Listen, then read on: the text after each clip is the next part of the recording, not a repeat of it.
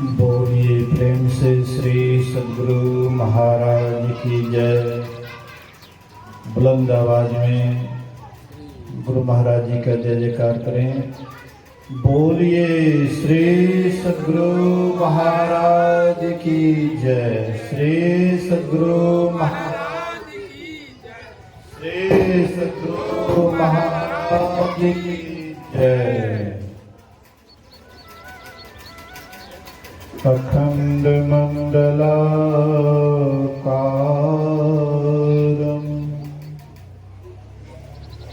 व्याप्तं येन चराचरं तत्पदं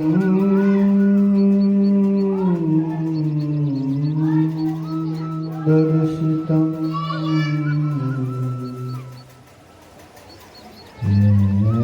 तस्मै श्री गुरुवे नमः। धन्य धन्य सतगुरु सुखद महिमा कही न जाए। जो कुछ कहो तुम्हारी कृपा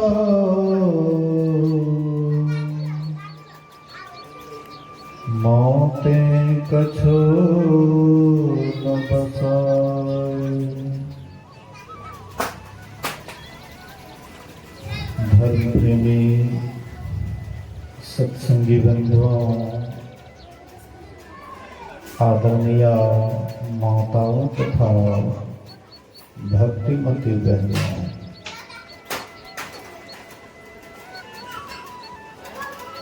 इस पिलवा ग्राम में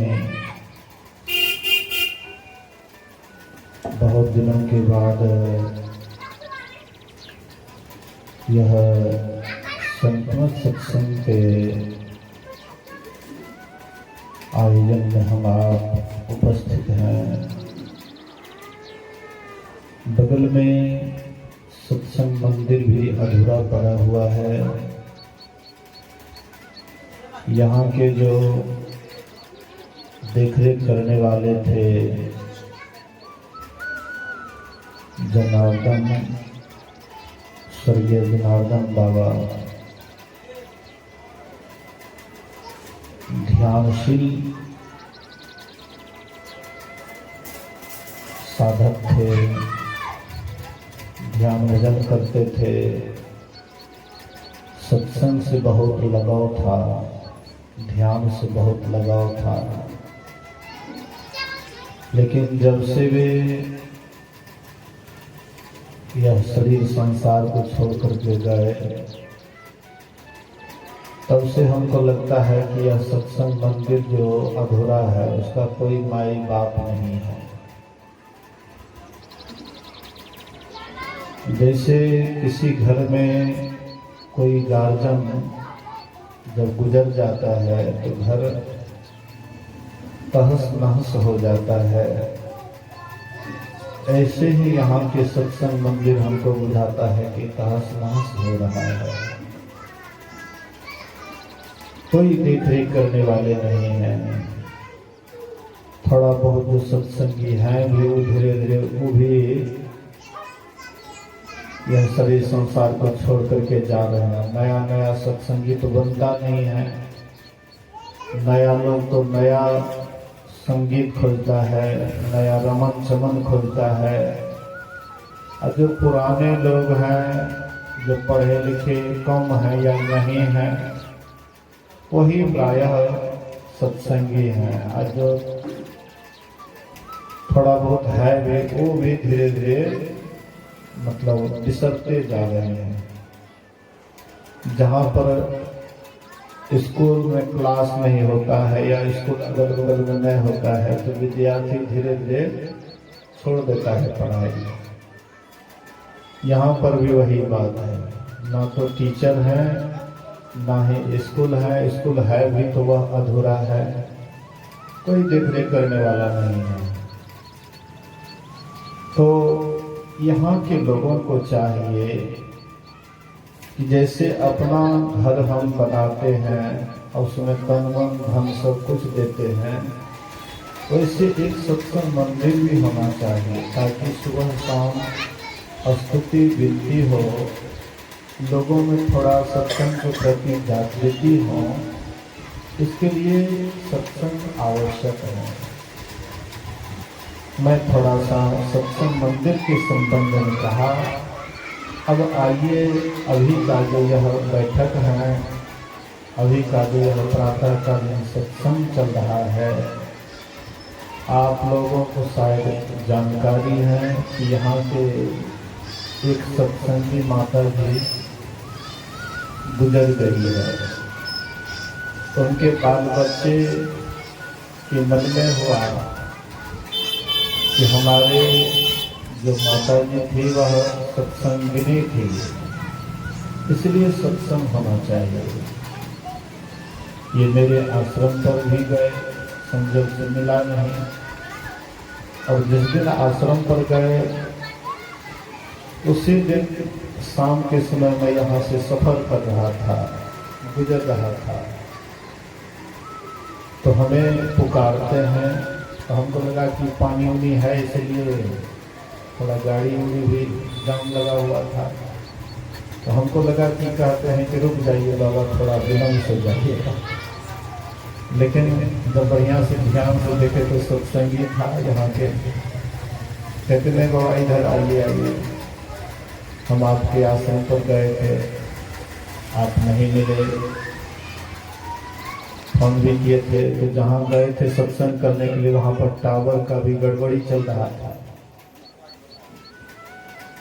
तो संजोग से इनके मन में हुआ, बातचीत हुई, कहा कि नहीं 2 दिन सत्संग कर दीजिए, श्राद्ध और संपिंडन। तो इनके श्रद्धा के अनुसार आज श्राद्ध क्रिया का दिन है, और इस अवसर पर अभी हम लोग सत्संग में बैठे हुए हैं। अभी हम लोग सत्संग योग से पाठ भी सुन चुके हैं। पहले वेद मंत्र का पाठ किया गया, उसके बाद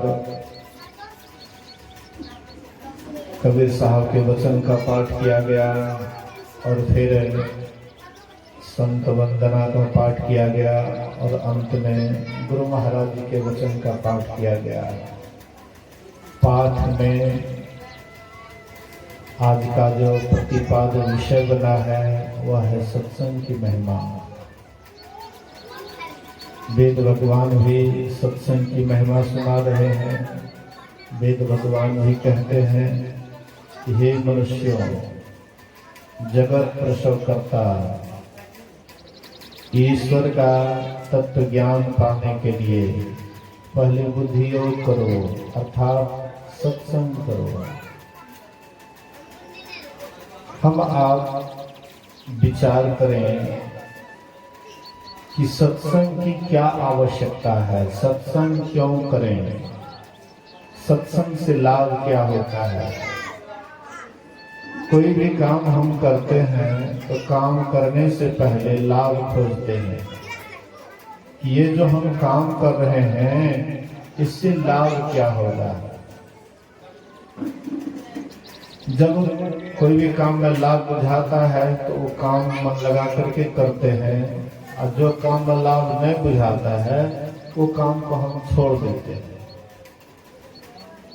तो ऐसे ही जो सत्संग में हम आप सत्संग करते हैं, सत्संग में आते हैं, इससे लाभ क्या होता है। सबसे पहले हम लोग विचार करें कि हम लोग चाहते क्या है, हम लोग क्या चाहते हैं। क्या हम लोग दुख चाहते हैं? किसी से पूछिए कि आपको सुख चाहिए कि दुख, कोई भी संसार में कहने वाला नहीं होगा कि हमको दुख चाहिए। सब कोई सुख को पसंद करते हैं, और सुख भी ऐसा है जो कभी परिवर्तन नहीं हो, एक रस सुख मिले, सुख मिले जिसके बाद कभी दुख ना मिले, मतलब सदा का सुख। तो ये जो सदा का सुख है, कैसे इसको पाएंगे, कैसे इसको हाँ ये सुख मिलेगा, इसके लिए सत्संग हमें प्रेरित करता है। सत्संग हमें बतलाता है कि संसार में तुम कहीं भी दौड़ जाओ, कितना हो धन जमा कर लो, कितना हो पद प्रतिष्ठा हासिल कर लो, लेकिन सदा का सुख नहीं मिलेगा। यहाँ का सुख कैसा है? जैसे सरसी लोह के छिन पानी छिन आग, ऐसे सुख दुख जगत के सहजो तू तजी भाग। लोहार का सरसी देखे होंगे, तो लोहार का सरसी पहले कभी आग में जाता है तो कभी पानी में जाता है। जब लोहार का सरसी आग में जाता है तो तप जाता है, गर्म हो जाता है, लाल हो जाता है। जैसे लाल हुआ, हाँ गर्म हो गया तो उसको दुख हुआ, तकलीफ हुआ। अब फिर उसी को जब पानी में डाल देते हैं तो ठंडा हो जाता है तो सुख लगा। कहते संसार में हम आप कहीं भी चले जाएं, कुछ भी कर लेंगे, लेकिन संसार का जो नियम सुख दुख का है वो आपको होगा नहीं। तो महापुरुष कहते हैं कि कोई ऐसा भी जगह है जहां जाने के बाद केवल सुख ही सुख बचता है और दुख हेरा जाता है। वही जगह सत्संग हम आपको वही जगह पाने के लिए सत्संग प्रेरित करता है कि वैसा जगह हाँ हम आपके अंदर में है, और इसके लिए महापुरुष का साथ करना पड़ेगा जो उस सुख को प्राप्त कर लिया है। मान लीजिए किसी को भूख नहीं लगती है या भूख की क्षुधा नहीं है, भोजन की क्षुधा नहीं है, तो जो खूब भोजन करते हैं उसके पास अगर आप बैठिएगा, उसके सानिध्य में जाइएगा, भोजन करने की नहीं भी इच्छा होगी तो पर भी भोजन ऑटोमेटिक करने की इच्छा जग जाएगी, स्वाभाविक है। मतलब हम जैसे का साथ करते हैं स्वाभाविक वैसा रंग हमारे ऊपर चढ़ता है। कोई खैनी नहीं खाते हैं, लेकिन खैनी खाने वाले के पास बराबर बैठते हैं, धीरे धीरे उनको भी हिस्सक लग जाता है खैनी खाने का, क्योंकि बराबर उसको देखते खैनी खाते हुए तो स्वाभाविक मन में हो जाता है। हम कोई डॉक्टर का साथ करते हैं, बराबर डॉक्टर के साथ में जाते हैं, उनसे बातचीत करते हैं, मन में हो जाता है कि हम भी डॉक्टर होते। अब कितने डॉक्टर हो भी जाते संगति से। मानगंज में सुखदेव प्रसाद से नाम, अब बहुत अस्वस्थ रहते हैं, बेड पर पड़े रहते हैं, बड़े अच्छे डॉक्टर विद्वान सत्संगी भी हैं और मवेशी के बड़े अच्छे डॉक्टर हैं। उनके पास विश्वनाथ नाम के बिल्कुल अनपढ़ व्यक्ति रहते थे और वे उनके साथ रहते रहते उनकी सेवा करते करते वो भी डॉक्टर हो गए। शरीर छूट गया उसका, लेकिन वो भी डॉक्टर हो गए। अच्छा डॉक्टरी करने लगे थे, चारों तरफ देहात घूम घूम करके बहुत अच्छा डॉक्टर हो गए थे, लोगों में अच्छी प्रतिष्ठा हो गई थी। अब बोलिए कि कम पढ़े लिखे या नहीं के बराबर पढ़े लिखे थे, लेकिन डॉक्टर का साथ किए भी डॉक्टर हो गए। तो हम आप भी अगर संतों के साथ करें, संतों के साथ में जाएं, संतों की बात को सुनेंगे तो हम भी संत हो जाएंगे। तो संत क्यों हम हो, संत क्यों बने? क्योंकि संत के दुखों का हो जाता है अंत। संत को फिर मां के गर्भ में आना नहीं पड़ता है, 84 का चक्कर नहीं लगाना पड़ता है। इसीलिए संतत्व को प्राप्त करने के लिए सबको कोशिश करना चाहिए। तो हम उसका साथ करेंगे तब तो हमारे मन में छाप पड़ेगा कि नहीं यह काम करना चाहिए। व्यक्ति जिधर की बड़ाई सुनते हैं मन उधर मुड़ जाता है, स्वाभाविक है। पांचों भाई पांडवों को काशी भेजना था, लेकिन डायरेक्ट अगर कहते कि तुम काशी चले जाओ तो उनके मन में संदेह होता कि आखिर ये हम लोगों को काशी क्यों भेजना चाहते हैं। लेकिन इनडायरेक्ट मतलब जब जब ये पांचों भाई पांडव जब आते थे सभा में, तब तब कौरवों के जितने भी दल के लोग थे ये सब के सब काशी की प्रशंसा करते। वाह, काशी नगरी बड़ा ही उत्तम है, देव नगरी है, वहाँ पर देवालय है, शिवालय है, पवित्र नदी गंगा जी है, आदि आदि काशी की बढ़ चढ़ करके प्रशंसा करते थे। तो काशी की बराबर में प्रशंसा सुनने धीरे धीरे उसका मन काशी की ओर मुड़ जाता है। एक दिन बड़े पिताजी से कहते हैं, धृतराष्ट्र से कहते हैं, बड़े पिताजी हम लोगों की इच्छा काशी नगरी देखने की है, इसलिए हम लोग जाना चाहते हैं, अगर आपका आदेश हो तो पहले से इसका ग्रुप बना हुआ था। कहते हाँ हाँ जरूर जाना चाहिए, देखना चाहिए। तो हाँ, काशी नगरी के लिए जब प्रस्थान करने लग जाते हैं तो विदुर जी सांकेतिक भाषा में, मलेच्छ भाषा में, सांकेतिक भाषा में बोलते हैं कि जहाँ जाना चाहिए हाँ वहाँ सावधान रहना चाहिए। अगर रहने योग्य स्थान हो तो रहना चाहिए, अगर मजबूरी होकर के रहना पड़े, मजबूर होकर के रहना पड़े तो सावधान रहना चाहिए। जब जंगल में आग लगती है तो जितने जीव जंतु हैं सब जल करके खाक हो जाता है, लेकिन बिल में रहने वाला चूहा उसका बाल बाका नहीं होता है। दिन में दिशाओं का पता हम सूर्य के द्वारा करते हैं, रात्रि में नक्षत्र आदि के द्वारा हम दिशाओं का ज्ञान करते हैं। आदि आदि सांकेतिक भाषा में उसको संकेत कर देते हैं। युधिष्ठिर जी महाराज मलेच्छ भाषा जानते थे और वे जब वहां गए तो दुर्योधन पहले से ही एक सुंदर मकान बना करके तैयार किया हुआ था। वहां गए, उनके जो सेवक लोग थे तो इन लोगों का बड़ा स्वागत किया। आइए आइए, हाँ आप ही लोगों के स्वागत के लिए, हाँ आप लोगों के लिए ये सुंदर मकान बनाया गया है। तो युधिष्ठिर कहते थे कि दुर्योधन हमारे लिए कभी हित की बात नहीं किए हैं, लेकिन इस बार देखते हैं बड़ा सुंदर मकान बनाया है, लगता है दाल में कुछ काला है।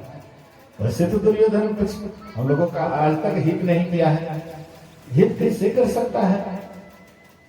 तो जब वह घर में प्रवेश किए तो भीम से कहते, भीम भैया देखो तो ये मकान कौन सी का बना हुआ है। तो भीम का घ्राण शक्ति बहुत तेज था, हमारे गुरु महाराज जी का भी घ्राण शक्ति बहुत तीव्र था। ये जब कहीं जाते थे और अगल बगल में कोई नशीला पदार्थ होता था तो गुरु महाराज जी को पहले से ही उल्टी वगैरह होना शुरू हो जाता था। गुरु महाराज जी पहले कह देते कि यहाँ पर लगता है कोई नशीला चीज है, तो नहीं हजूर बहुत बढ़िया से कमरा साफ किए हैं, घर को बहुत बढ़िया साफ किए हैं। गुरु महाराज कहते थे बढ़िया से देखो, बढ़िया से हाँ खोजबीन करके देखो। अब बाद में खोजते थे तो मिल जाता था नशीला पदार्थ।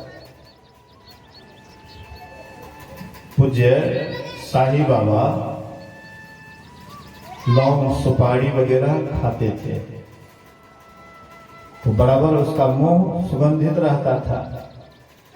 तो पूज्य साईं बाबा जैसे ही 2 मंजिला बाबा देवी साहब सत्संग मंदिर जो बनाया था उसी पर एक रूम में रहते थे, और वहां से 2 मंजिला पर से जैसे उतरते थे, अभी गुरु निवास थोड़ा दूरे है लेकिन गुरु महाराज जी जान जाते थे। तो जैसे हाँ पूज्य बाबा आते थे प्रणाम करते थे तो गुरु महाराज कहते थे आप जब आने लग जाते हैं वैसे हम जान जाते कि आप आ रहे हैं। तो पूज्य बाबा कहते हैं कि गुरु महाराज के लिए ये कौन बड़ी बात है, गुरु महाराज तो पूरा दुनिया की बात जानते हैं, हम उधर से आ रहे थे तो हमारे संबंध में जान गए तो ये कौन बड़ी बात है। गुरु महाराज कहते नहीं वो बात नहीं, आप जो लौंग सुपारी वगैरह खाते हैं ना आपके मुंह से जो सुगंध निकलता है, तो जैसे आप 2 मंजिला पर से उतरते हैं, वह सुगंध मेरे पास आ जाता है। हाँ, हमको पता लग जाता है कि आप आ रहे हैं, इसलिए हम जान जाते हैं। तो घ्राण शक्ति गुरु महाराज जी का भी बहुत तेज था। तो भीम का भी घ्राण शक्ति तेज था। तो कहते हैं भीम भैया देखो तो ये मकान कौन सी का बना हुआ है। तो भीम उसको ठोक बजा करके गंध ले करके पता लगाए। उसके बाद आते हैं, कहते भैया ये मकान ऐसे द्रव्य से बना हुआ है कि आग छुआने की देरी है, लेकिन जलने में देर नहीं लगेगी। उसमें बारूद, तिल, जौ, घी, मतलब ऐसे ऐसे चीज से बना हुआ था कि आग लगने में, छुआने में देर, लेकिन जलने में देर नहीं। इसी बीच में देखे थे कई मंजिल होटल था, आग लगी थी। बड़ा जबरदस्त आग का दृश्य देखे, धुआं, काफी धुआं देखे, आग लगी। हमको आश्चर्य लगा कि सीमेंटों में आग लगता है, इससे स्पष्ट होता है कि सीमेंट में भी आग लगता है, लेकिन वहां पर तो सीमेंट के साथ ऐसे द्रव्य मिलाया गया था जो कि मतलब जलने में देर नहीं लगता। बोले कि और कहीं पर कुछ देखा? बोले कि हाँ, एक पिलर के पास खाली स्थान है। तो मतलब जो है धीरे धीरे पता लगा लिए कब आग लगेगी, इसका भी पता लगा लिए, परसों आग लगेगी। तो इससे पहले ये लोग क्या करते थे, तो धनुष बाण लेकर के शिकार के बहाने जाते थे। जंगल की तरफ रास्ता ढूंढते थे कि निकलेंगे तो कहाँ से निकलेंगे, कैसे निकलेंगे। गुफा का भी पता लगा लिए, सुरंग का भी पता लगा लिए, ये सुरंग कहाँ से कैसे निकलता है, तो सब पता लगा लिया। जिस रात्रि में आग लगती जिस रात्रि में, उस रात में ये लोग सावधान थे, जगे हुए थे।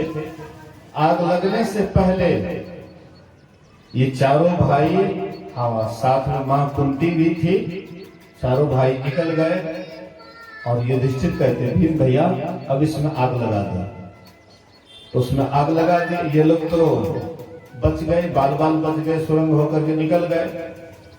लेकिन वहां जो मकान बनाए थे आदिवासी वगैरह, वही लोग शराब पी करके मस्त थे, क्योंकि उनको दुर्योधन का भी धन संपत्ति दिया था।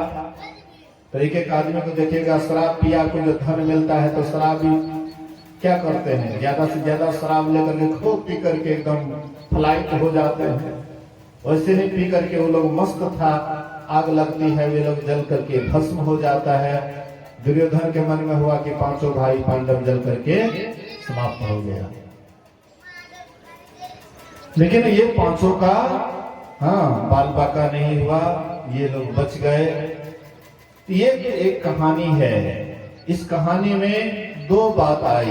एक बात कि हम जिधर की बड़ाई सुनते हैं उधर मन मुड़ता है, जिधर की हम प्रशंसा सुनते हैं। आप बराबर सत्संग कीजिएगा, बराबर सत्संग कीजिएगा तो आपके मन में होगी न भगवान का भक्ति करना चाहिए।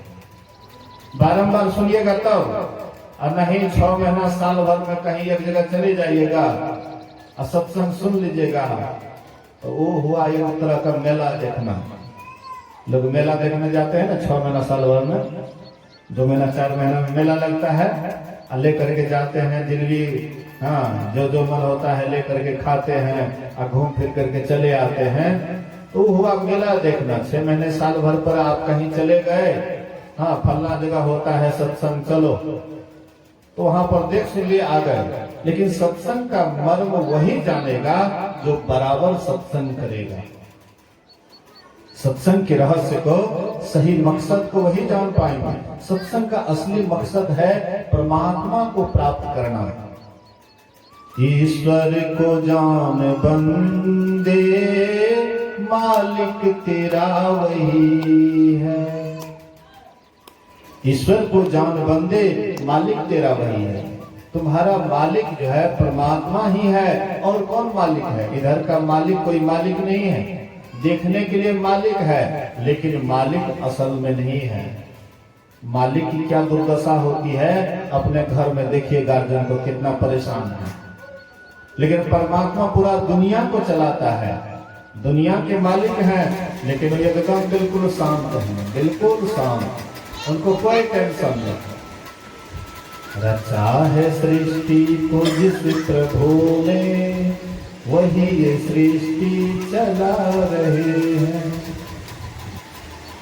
जो परमात्मा या सृष्टि को रचा है, ये सृष्टि को चला रहे हैं, लेकिन वो उसको कोई टेंशन नहीं। हम लोग एक परिवार को चलाने में इतना टेंशन में हो जाते हैं, कितने आदमी का ब्लड प्रेशर हाई हो जाता है, किसी का लो हो जाता है, किसी को डायबिटीज हो जाता है, किसी को और कोई बीमारी हो जाता है। ये बीमारी क्यों होता है? टेंशन के कारण। टेंशन, अगर व्यक्ति टेंशन, अगर उनके अंदर टेंशन ना हो तो जल्दी उसको बीमारी नहीं होगा। बीमारी विशेष करके मानसिक बीमारी के ही कारण शरीर में प्रवेश करता है, पहले मन में प्रवेश करता है। मन आपका टेंशन युक्त होता है, दिन रात आपका दिमाग हाई टेंशन में रहता है, तो धीरे धीरे हाई ब्लड प्रेशर आ जाता है। अब परमात्मा पूरा दुनिया को चलाते हैं, लेकिन एकदम शांत हैं, स्थिर हैं, उनको कोई टेंशन नहीं है। क्यों? क्योंकि वे जानते हैं कि कैसे रहना चाहिए। हम आप नहीं जानते हैं कि कैसे संसार में रहना चाहिए, कैसे जीना चाहिए, हम लोग नहीं जानते। खाली सोचते हैं कि हम तो कमाते हैं, खाते हैं, तो कमाते खाते हैं तो कौन बड़का काम करते हैं? ये काम तो आप जानवर वाला शरीर में भी करते थे। जानवर भी तो कुछ ना कुछ करता है, कहीं जाता है चरने के लिए, पेट भरता है, अब बाल बच्चा को पैदा करता है, उसको भी लालन पालन करता है, तो ये काम तो जानवर करता है। हम कहते हैं हम तो सुंदर मकान बनाए, सुंदर घर बनाए हैं, आपसे बढ़िया घर बनाता चोचा पक्षी है। खजूर के गाछ में, नारियल के गाछ में चोचा पक्षी कितना सुंदर घोंसला बनाता है, देखने में इतना सुंदर लगता है। आंधी तूफान आता है तो हम लोगों का बिजली तुरंत कट जाता है, लेकिन उसका बिजली नहीं कटता है। कारण है वो क्या करते हैं, गीली मिट्टी या गोबर ला करके घोंसला में साड़ देते हैं, एगो भगजोंगी पकड़ करके उसमें साड़ दिए, एकदम भगजोगनी का रोशनी चुक करते रहता है। हम लोगों के यहाँ बारिश होने लग जाती है या आंधी तूफान आता है तो बिजली तुरंत गुम हो जाता है, उसका बिजली नहीं गुम होता है। तो आपसे कम कारीगर है वो क्या? मतलब एक चिड़िया और एक जानवर से कोई हम विशेष काम नहीं कर रहे हैं। अगर घर मकान, रोटी कपड़ा और घर मकान के ही संबंध में दिन रात सोचते हैं तो हम जानवर से विशेष नहीं है। मतलब बिना पूछ के पशु हैं, हमारे पास में पूछ की कमी हो गई है।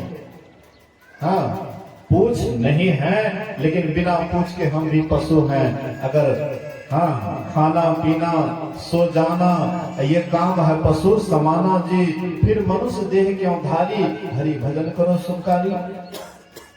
फिर आपने ये मानव का शरीर क्यों धारण किया? यही खाने पीने सोने के लिए इतना ही काम करना है। तो एक तो जानवरों इतना काम करता है, लेकिन आप मनुष्य हैं, विवेकशील प्राणी है। मनुष्य का शरीर आपको परमात्मा की भक्ति करने के लिए, सत्संग ध्यान करने के लिए मिला है, लेकिन हम सत्संग ध्यान से हटते जा रहे हैं। लोग आजकल के पढ़े लिखे लोग, उनको सत्संग ध्यान सुहाता नहीं है। अरे सत्संग ध्यान क्या होगा करके, अपना से ही कमाना पड़ता है, खाना पड़ता है, फिर सत्संग ध्यान क्यों करें?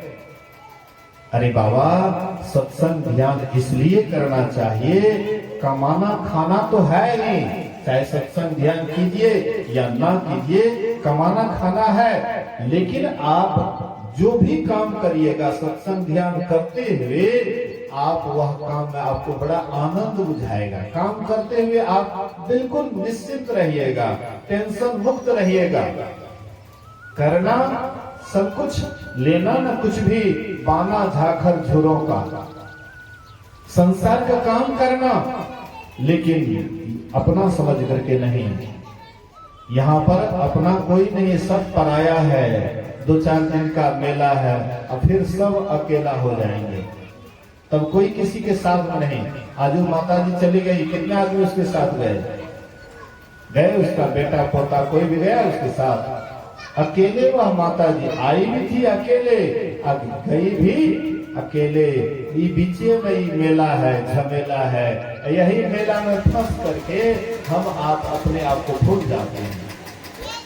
संत महात्मा वही याद दिलाने के लिए आते हैं, ये मेला में आए हो फिर तुमको रहना पड़ेगा अकेले, तो अकेला रहना पड़ेगा तो पहले से ही अकेला रहने का कोशिश करो ना।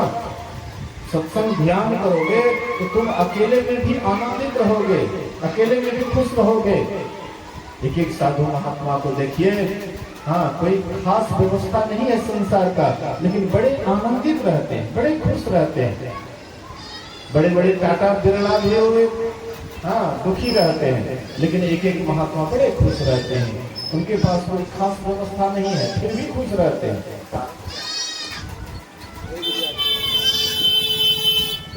बोलिए प्रेम से श्री सद्गुरु।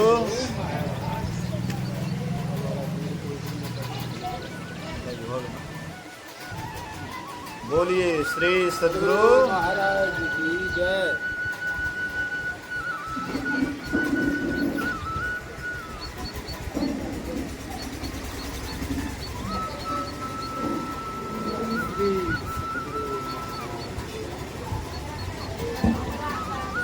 बोलिए श्री सद्गुरु महाराज की जय।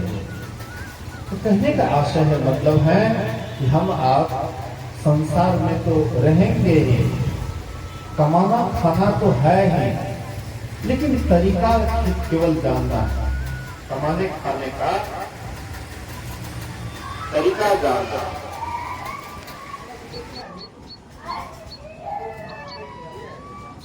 सत्संग में जीवन जीने की कला सिखाया जाता है।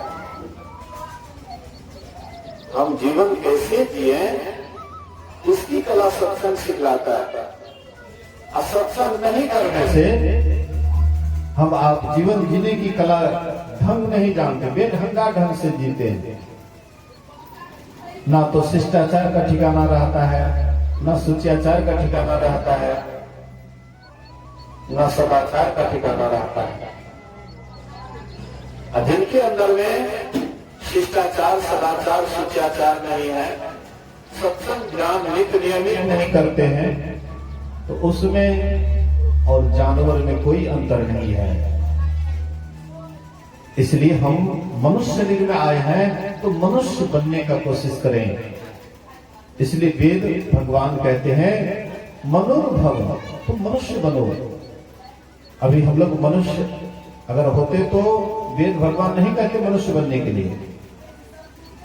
मनुष्य बनने का मतलब है कि मनुष्य का जो गुण है उस गुण को अपनाएं, सत्संग ध्यान को अपनाएं और सदाचार, शिष्टाचार, शिष्टाचार को अपनाएं। अन्यत्र प्रति सत्संग ध्यान अगर करेंगे, धीरे धीरे बहुत ज्ञान सुनते सुनते एक दिन बहुत बड़े ज्ञानी हो जाएंगे। बूंद में घड़ा के अंदर अगर एक एक बूंद पानी भी गिरता है, धीरे धीरे घड़ा लबालब भर जाता है। ऐसे थोड़ा थोड़ा भी ज्ञान का संग्रह कीजिएगा, एक दिन आप भी महान ज्ञानी हो जाइएगा और एक दिन परमात्मा में जाकर के समा जाइएगा। बहुत सारी बातें हैं, इसको सुनिए, समझिए और अपने जीवन में उतारने का कोशिश कीजिए।